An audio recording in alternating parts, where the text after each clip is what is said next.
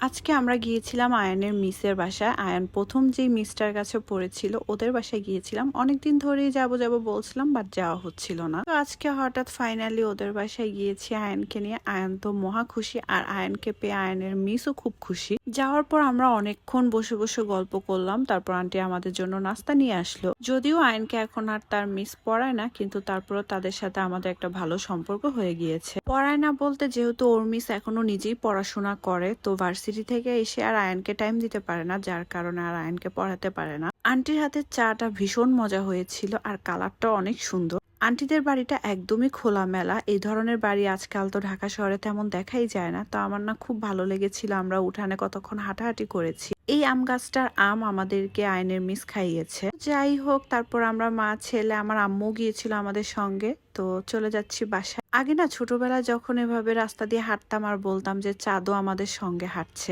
যেটা এখন আয়ান আমাকে বলে যে দেখো দেখো মাম্মি, চাঁদও আমার সঙ্গে হাঁটছে।